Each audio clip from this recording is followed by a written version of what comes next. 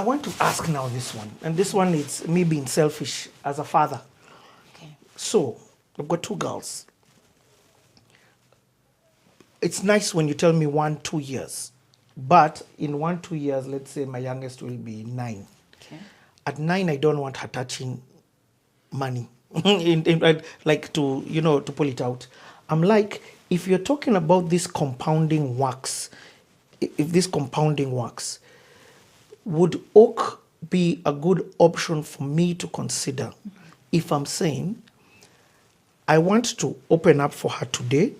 She touches when she's 18, not even 18, because 18 she's probably still young. Maybe hand it over when she's 25.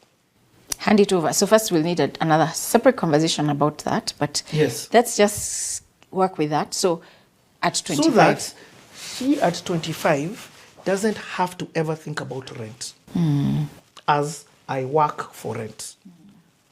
You get what I'm trying to say? So here is a portfolio or whatever that I'm building, topping up every month. Let's even put a monthly top up. Is Oak a good consideration for that kind of investment? So the answer is yes, but there's a but. Okay, what's the but? Don't put all your eggs in one basket. So there's several things that are going to happen for this 7-year-old. I'm guessing she's 7 right now, right? Yeah. So she's going to go to school. Is this money that you will need for her education, or this is money you want to have her given? Okay. Yeah. She might have an amazing talent. At the age of 12, you find out she needs to go to Switzerland, I don't know, to learn how to do, I don't know what. Maybe she's a gymnast who needs to go to, I don't know. The only coach available is in Finland. I don't know, right? So this, life is not a straight line. Yeah. So let me first put it that way. And so you need to also, even in that circumstance, figure out, I need some money, safety net for this child. Am I getting an insurance policy for her? Or am I, so there's that. Then there's, what other investments can I get into? So that if this one doesn't work out as great as I anticipate, there's this other one that's available. So I'd say maybe you choose 2 things. Okay. So you could decide, maybe I want to get her an apartment so that when she's in university, that apartment is paying her rent. I don't know. I'm just saying. Or I want to buy her a bond so that then there's an income that is coming through whatever. So there's different things. So I wouldn't say just buy Oak and only Oak is the only solution for her. No. It is one of the options. And it can get her there for sure. However, I don't have a crystal ball to tell you we're going to do 20% every year until then. It's like this, as you've seen. And so sometimes we might do 13, sometimes we might do 25, sometimes we might do 15. And so because of that, I'd say find a way to also put in something else that can also do well for her.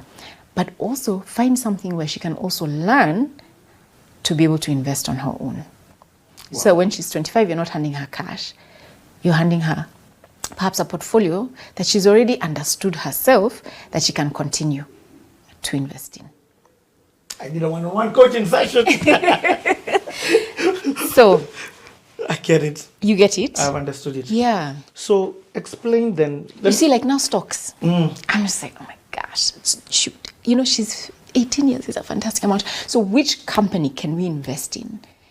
She's young, so she can take that kind of risk as well. So now let's do this together. So there's the opportunity also for her to learn as you're investing. It's not just about the money. It's not just handing over a portfolio. It's not just handing over cash. Yeah. Yeah. But isn't it nice? Imagine. No, it would be fantastic. Yes. And maybe even have separate money that you can do the teaching with and then this other money. But can Oak do it? Yes. Okay. Oak can do it. How much do you want to put aside? Maybe you put in 500,000. Every month you put aside 50K. I like what you're saying. So what you're saying is don't go 100% into this thing. So for example, this two have no correlation, her school fees and how she gets her education currently, and this Oak thing. So it's not that I'm taking the school fees money for this Oak thing. Does that make sense? Yeah. So, but I like how you've said it. You've said, think of it as a percentage. That's what I'm hearing. When you're basically saying diversify. Diversify. Diversify with the understanding of safety, you have even brought in this element of also educate her about money. And also, yes, you're going to give her cash, but even that cash, she needs to understand how to manage it. So, can I show you the math?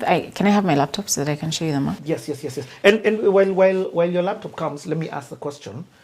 For you, if you can share, and to the level of sharing, because this is a conversation that we're having. You have children. Mm-hmm. What does your diversification look like, just for an understanding? So for me, I've not, well, let me say we, because I'm not alone. I have a husband. We've talked about this in so many different ways. Do we invest in for each person on their own? And we didn't do it that way. We have our investments, and they will end up inheriting them, whatever is left, right? But for each of them, we want them to participate in the process of investing. So for example, my daughter has stocks. And so it's like, okay, do you know what this is? We've received a dividend check. Do you know what this means? And I have to keep repeating. It means this is what shares are. Oh, wow. Okay, this is what she was, I think 12 or 13 when we got the shares. And so with the others, it's the same. And that's what's going to happen. So with my 10-year-old, there's one time, I think she was 9, and she came and she said, Mom, I want to be rich. I want to be rich. What do I do? And we sat down. And when I explained, okay, so wait. So I have this 10,000. So if we put it here, when can I double? I'm like, double? Unless now we start doing other work. Yeah, I think at that time she was making cookies and I don't know what. So she got so discouraged. It was so funny. She got so discouraged about the reality of what it takes to make money. She was just like, I'll get back to you, I'm all right. So it's important that I don't just have a pot of money available for this child. At 25, she just gets a pot of money. She will not do what needs to be done at that point in time. And so for us, we are carrying out our investments, and we have our investments for their education. We have the investments for the different things, our retirement and things like that. At the time that is right, they will get the inheritance. But by that time, they will have had experience in understanding this is what it is to have a bank account. This is what it is to have stocks. This is what a money market fund is, and have had the experience. So that by the time they're like 18, 19, they know. And I'm not giving them cash at that point in time. There's an interesting book I read called Wealth in Families. And it's by a professor in Harvard. And this professor, first, I don't know how he ended up here, but he advises ultra high net worth individuals and families in the US. And he said the biggest problem for ultra high net worth people is transferring wealth in a manner that does not destroy children, but it also in a manner that carries through the family values and the family heritage, so that then you don't transfer money and they lose drive, they lose purpose, they lose a sense of who they are, because they're, what am I working hard for anyway? We own the whole of life. Nairobi, and you know. So it was so interesting to see that he advises parents to give money to children in phases. And part of that process is also making sure that they're educated. So financial literacy is very important. But even as the financial literacy happens, you don't give all the money, pop. It's at 25, I give you a little. First I observe, okay, where are the gaps, da, da, da. And even as I do that, explaining stories. So let's say they're called the Njoroges. Who are the Njoroges? What do the Njoroges believe? What did the great-great-grandfather within the Njoroges do? And what is your identity as a Njoroge? Who do the Njoroges impact in society? Allowing children also to explore their own passionate pursuits, their own purpose as individuals, their own passion. Because you could have a musician, you could have a doctor, you could have a lawyer, and you can, of course, pursue those. But even as you pursue those, the Njoroges, this is how they live life. These are our family values. This is who we impact. This is how we... And he has found that the families that are able to explain family history, explain our culture, explain who we are and what we're about and the causes that we're about, explain financial literacy, that they have a lot more success in being able to transfer wealth. And so that got me thinking. I'm like, there's something about allowing children as they go into their 20s and their 30s to struggle a little to figure out, how do I make money? How is money actually made? How is money lost? And what do you do when you lose money? So that then you're not front loading the inheritance. So there are some who give inheritance upfront and they're like, okay, that one, it belongs to you, that one, it belongs to you. Okay, fine. But there's a certain laziness that comes and a lack of hunger that sets in when you don't allow children to be hungry and to lack. I've had a lot of people say, hey, I wake up because I'm running away from poverty, because I've tasted it. So it sort of brings in the grit, the grind, the hard work. Okay, let me move. Sorry, I went into a No. It was beautiful rabbit hole. As you said, this is just an educational video that we are doing. What about then me? Let's say I'm like, okay, fine.